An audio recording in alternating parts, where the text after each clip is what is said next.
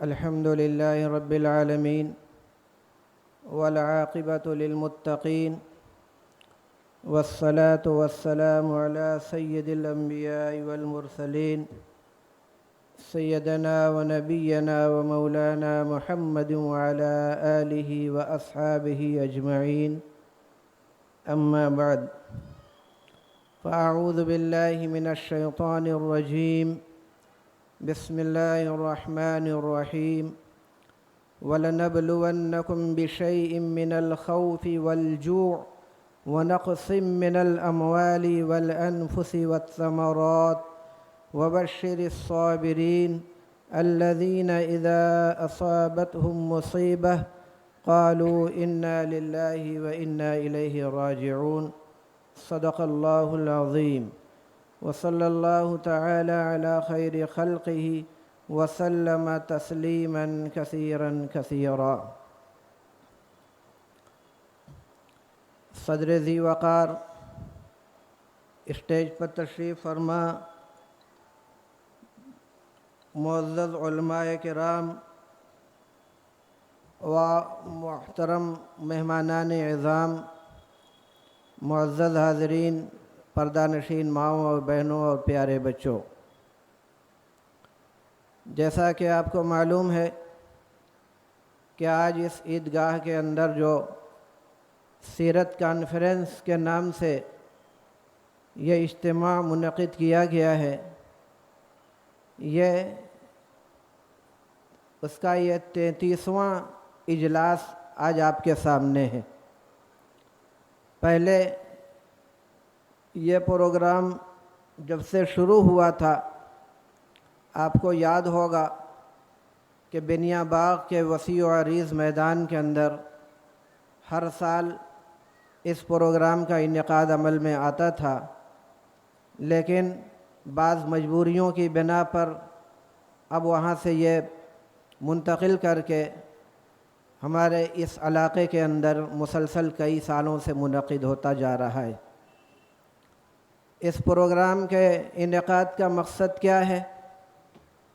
اس کا مقصد اس کے علاوہ اور کچھ نہیں کہ ہمارے سامنے اخلاق نبوی، اسلامی تعلیمات اور بحیثیت ایک مسلمان ہم کو کس طرح زندگی گزارنی چاہیے، بندگی کے تقاضوں کو کیسے پورا کیا جائے، ان ساری چیزوں کی طرف توجہ اور رہنمائی کے، اور اس کے علاوہ کچھ نہیں.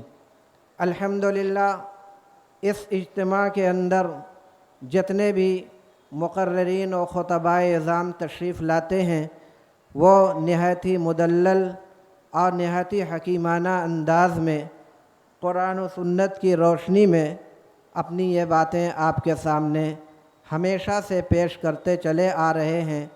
اور انشاءاللہ آج کا یہ جو پروگرام منعقد ہوا ہے، آپ نے اشتہارات کے اندر دیکھا ہوگا کہ ملک کے جید اور نامور مشاہیر علماء کرام و خطبائے اعظام آج کے اس سیرت کانفرنس میں تشریف لائیں گے، اور بعض تشریف لا بھی چکے ہیں.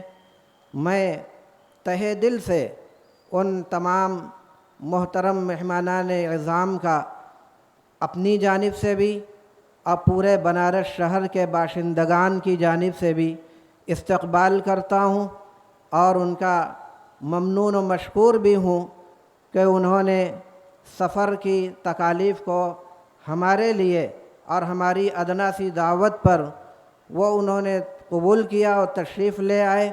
ہم سب ان کے شکر گزار ہیں اور دعا کرتے ہیں کہ اللہ رب العالمین ان کے آمد کو قبول فرمائے، اور ان کے ذریعے سے قرآن و سنت کی روشنی میں جو باتیں ہمارے سامنے آویں، اللہ پاک انہیں قبول بھی فرماوے اور ہم سب لوگوں کو اس پر عمل کرنے کی توفیق بھی مرحمت فرمائے. محترم بھائیوں، بزرگوں، دوستوں، میں نے قرآن کریم کی ایک آیت آپ کے سامنے پڑھی ہے. آج میں جب کہ آپ کے سامنے اس وقت سیرت کانفرنس کے اندر یہ باتیں قرآن و حدیث کی روشنی میں چند ضروری باتیں کہنے کے لیے کھڑا ہوا ہوں، تو بڑے ہی دکھی من سے اور بڑے ہی عجیب و غریب ماحول کے اندر میں اپنی کچھ باتیں آپ کے سامنے رکھ رہا ہوں۔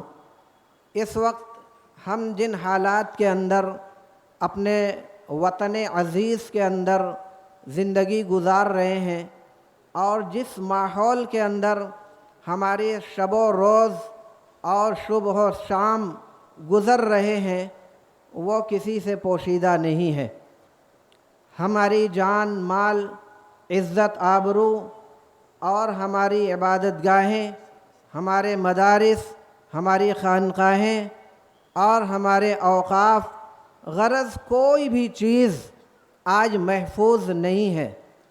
طرح طرح کے مظالم، طرح طرح کے ایسے حالات ہمارے سامنے موجود ہیں جس کی وجہ سے ہم یہ کہنے پر مجبور ہیں کہ آج ہمیں ایک آزاد فضا کے اندر اپنا زندگی گزارنا بالکل دوبھر ہو گیا ہے، اور نہایت ہی کس مفرسی کے عالم میں، نہایت ہی اجنبیت کے عالم میں آج ہم اپنی زندگی گزارنے پر مجبور ہیں۔ وہ ملک جس کو ہمارے آباء و اجداد نے انگریزوں کے ناپاک چنگل سے اپنی تن من دھن کی قربانیوں کے بعد آزاد کرایا تھا، آج اسی ملک کے اندر ہمارے لیے ہماری زمین تنگ ہو گئی ہے، اور ہم ایسے حالات کے اندر زندگی گزار رہے ہیں کہ ہمیں یہ کہنے میں بلا کسی طریقے کا کوئی تردد اور کوئی تأمل نہیں ہوتا کہ موجودہ حالات جو ہمارے درمیان ہیں، جن حالات کے اندر ہم زندگی گزار رہے ہیں، انگریزوں کے دور میں بھی ہم ایسی زندگی نہیں گزارتے تھے جیسی مظلومانہ زندگی آج ہم گزار رہے ہیں۔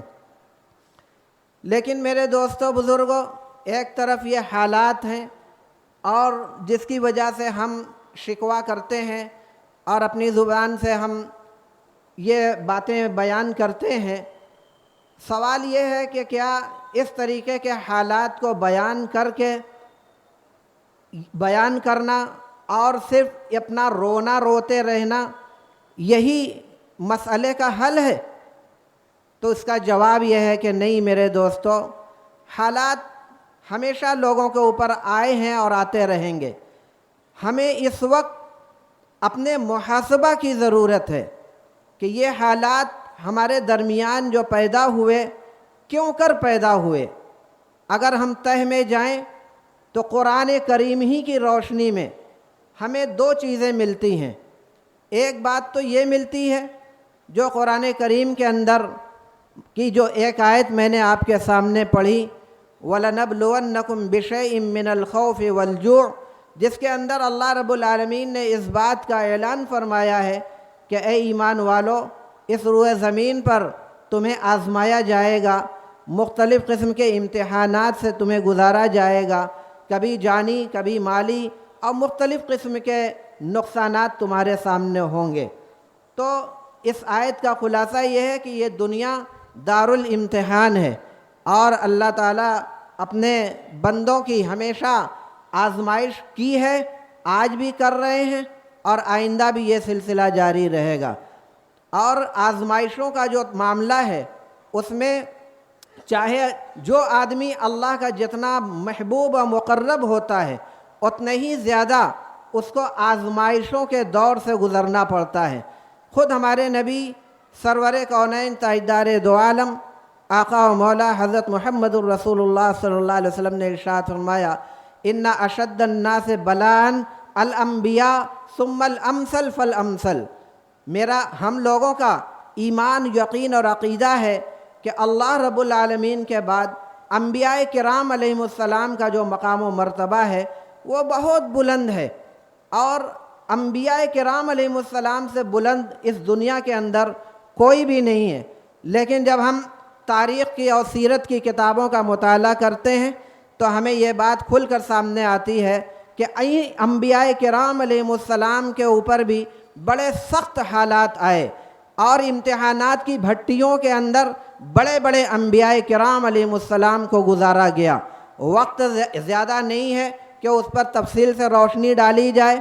مجملاً اور اجمالی طور پر آپ کے سامنے حضرت ابراہیم علیہ السلام، حضرت یوسف علیہ السلام، حضرت یعقوب علیہ السلام، حضرت ایوب علیہ السلام، حضرت یحییٰ علیہ السلام، اور خود آخر میں ہمارے نبی سرور کونین تاجدار دو عالم حضرت محمد الرسول اللہ صلی اللہ علیہ وسلم کی سیرت، اور ان تمام جن انبیاء کرام کا میں نے نام لیا، اور بھی بہت سارے انبیاء کرام، ان کی زندگیاں، ان کی سیرت، ان کی ساری باتیں کتابوں کے اندر موجود ہیں۔ اس سے یہ سمجھ میں آتا ہے کہ انبیاء کرام سے مقرب اور انبیاء کرام سے قریب ترین اللہ رب العالمین کے اور کون ہو سکتا تھا، لیکن ان سارے انبیاء کرام کو بھی بہت سارے مشکل حالات کا سامنا کرنا پڑا۔ اور حقیقت بھی یہی ہے کہ آج بھی اللہ رب العالمین کا جو وعدہ ہے وہ وعدہ پورا ہوتا رہے گا۔ تو یہ جو حالات موجودہ اس وقت جس کے اندر ہم زندگیاں گزار رہے ہیں، ہم ذرا یہ محاسبہ کریں کہ یہ ہے کیا؟ یہ اللہ رب العالمین کی طرف سے آزمائش اور ابتلا ہے یا کچھ اور؟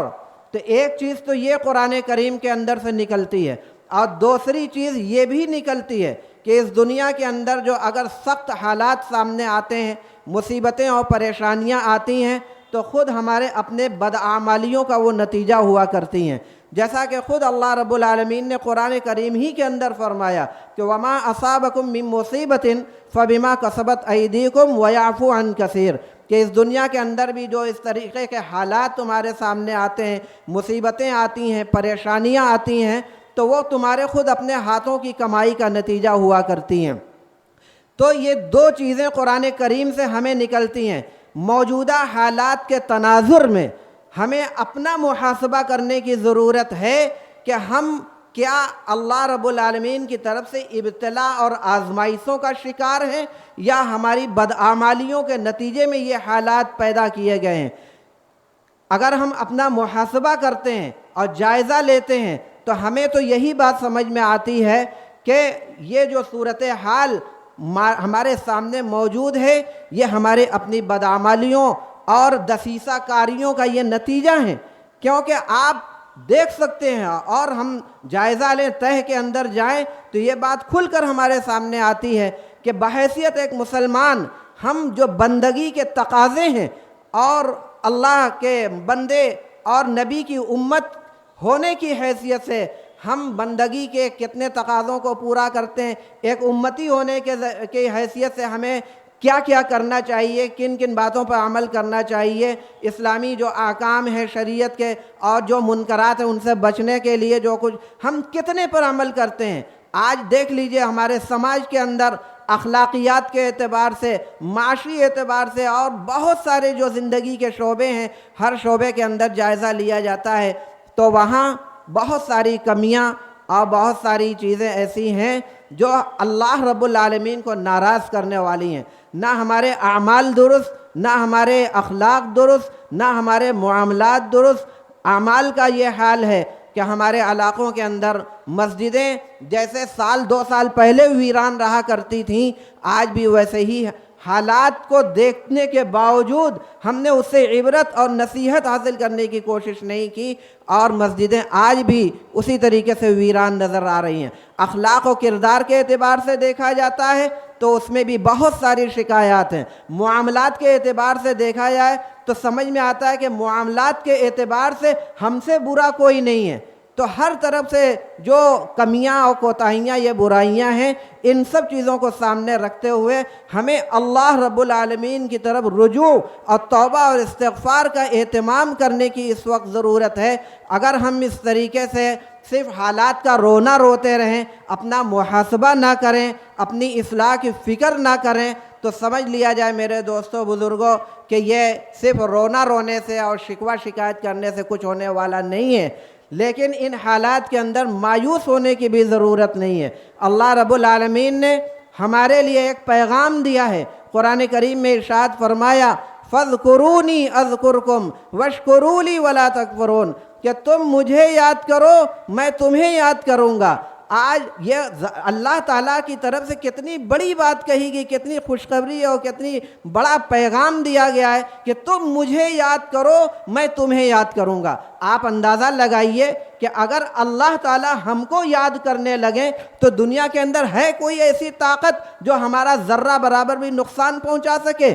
آج دنیا کے اندر ہر ایرے غیرے نتھو خیرے ہمیں ہر طریقے کا نقصان پہنچانے کی جو کوشش میں لگا ہے، بلکہ بہت ہی حد تک آزاد بھی ہے۔ اور آزاد کیا ہے، بلکہ ان سارے لوگوں کو مختلف ذرائع سے آزاد چھوڑا گیا ہے اور ان کے کھلی آزادی دی گئی ہے کہ تم ان کو چن چن کر اس طریقے کے ساتھ ان کا ایسا کرو ویسا کرو۔ اور جو اس طریقے کے فرقہ پرست لوگ اور اسلام دشمن طاقتیں ہیں، وہ بالکل کھلے عام اور پوری آزادی کے ساتھ ہماری جان، ہماری مال، ہماری عصمت، آبرو، ہماری ساری چیزوں کو نقصان پہنچانے پر تلے ہیں۔ لیکن اس کا نتیجہ کیا ہے کہ کہیں سے بھی ہمارے خلاف ہمارا ساتھ دینے والا کوئی نہیں، کہیں سے بھی ہماری مدد کرنے والا کوئی نہیں۔ ایک جمہوری ملک کے اندر، ایک جمہوری ملک کے باشندگان کے لیے جن طرف سے اس ملک کے باشندگان کو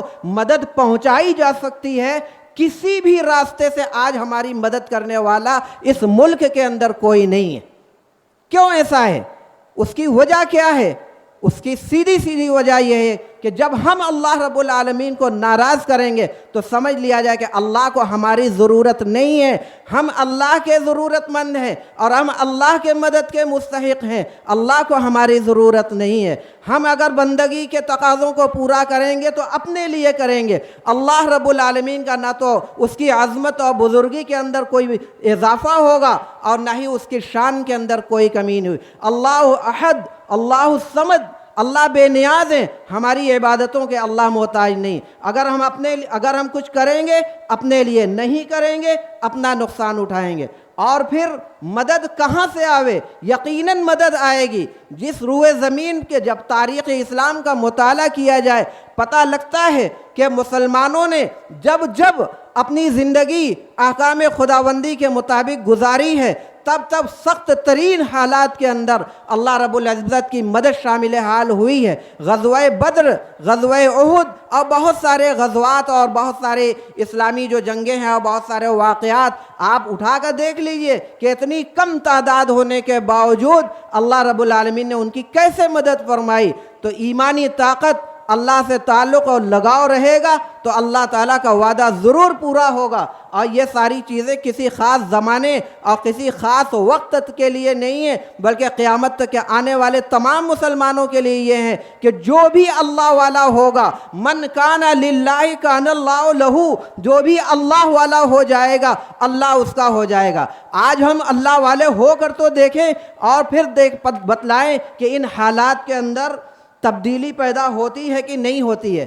ہم اللہ والے نہ بنیں اور پھر تمنا اور خواہشات ایسی پوری لمبی کہیں کہ اللہ کی مدد آئے گی، اللہ کی مدد آئے گی، سمجھ لو کہ ایسے کبھی بھی مدد آنے والی نہیں۔ خود اللہ رب العالمین کا ایک اور جگہ ارشاد ہے، ان تنصروا اللہ ینصرکم ویثبت اقدامکم، کہ اگر تم اللہ کی مدد کرو گے تو اللہ تمہاری مدد کرے گا اور تمہارے قدموں کو جمائے گا۔ تو سوال پیدا ہوتا ہے کہ ہم اللہ کی مدد کیسے کریں؟ مفسرین نے فرمایا کہ اللہ کی مدد کرنے کا مطلب یہ ہے کہ اللہ کے دین پر چلو، اللہ کے دین کو مضبوطی سے تھام کر استقامت کے ساتھ، چاہے جتنے سخت سے سخت حالات آ جائیں، استقامت اور مضبوطی کے ساتھ اپنے قدموں پر کھڑے ہو کر بندگی کے تقاضوں کو پورا کرو۔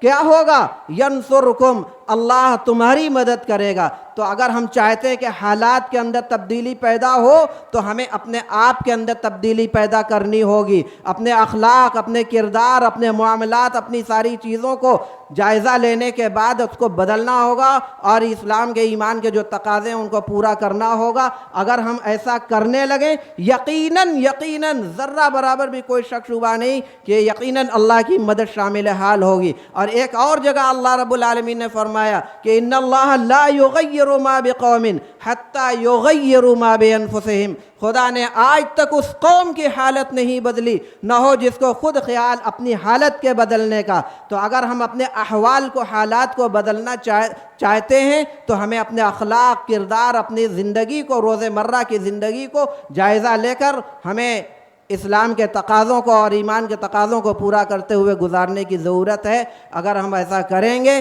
یقیناً حالات کے اندر تبدیلی پیدا ہوگی، اور یہ سمجھ لیا جائے کہ ظلم، زیادتی ہمیشہ چلنے والی نہیں ہے۔ دنیا میں ایک سے ایک بڑے سے بڑے قارون اور فرعون پیدا ہوئے، لیکن سب بڑے بڑے ظالم آئے گئے چلے گئے، ان کا نام و نشان بھی موجود نہیں ہے۔ تو یہ جو حالات موجودہ ہیں، مایوس ہونے کی ضرورت نہیں، ہم اپنے حالات کو بدلنے کی کوشش کریں، اللہ کی طرف رجوع کریں، دعاؤں کا اہتمام کریں اور بندگی کے تقاضوں کو پورا کرنے کی کوشش کریں۔ انشاءاللہ یقیناً حالات کے اندر تبدیلی پیدا ہوگی۔ میں انہی چند باتوں کے بعد اپنی گفتگو کو ختم کرتا ہوں، اور آپ سبھی حضرات سے گزارش کرتا ہوں کہ نماز عشاء کا وقت قریب ہے، جلد ہی اذان ہوگی، اسی مجمع کے اندر نماز کی، عشاء کی نماز بھی ادا کی جائے گی۔ تو نماز کی ادائیگی کے بعد آگے یہ پروگرام چلے گا، آخر تک مجلس کے جو تقاضے اور آداب ہوتے ہیں، ان آداب اور تقاضوں کی رعایت کرتے ہوئے ادب و احترام کے ساتھ اس کے اندر سکون کے ساتھ تشریف رکھیں۔ آخر تک دعا کے بعد مجلس سے اٹھیں۔ مجلس کے درمیان بار بار اٹھنا بیٹھنا اور ایسی باتیں کرنا جو خلاف مجلس ہوں، مجلس کے آداب کے خلاف ہوں، یہ مناسب نہیں ہے۔ لہذا ان سب باتوں کا خیال کرتے ہوئے اس اجلاس کے اندر آخر تک تشریف رکھیں۔ ہمارے علماء کرام، مہمان نظام نہایت قیمتی اور ہمت افزا اور ولولہ انگیز باتیں آپ کے سامنے کریں گے۔ اللہ تعالی ہم تمام لوگوں کو جملہ شرور و فتن سے اور ظالموں کے ظلم سے ہم سب کی جان، مال، عزت، ایمان کی اور پورے ہمارے مساجد و معابد و اوقاف ساری چیزوں کی اپنے فضل و کرم سے حفاظت فرمائے۔ آمین۔ وآخر دعوانا ان الحمد للہ رب العالمین۔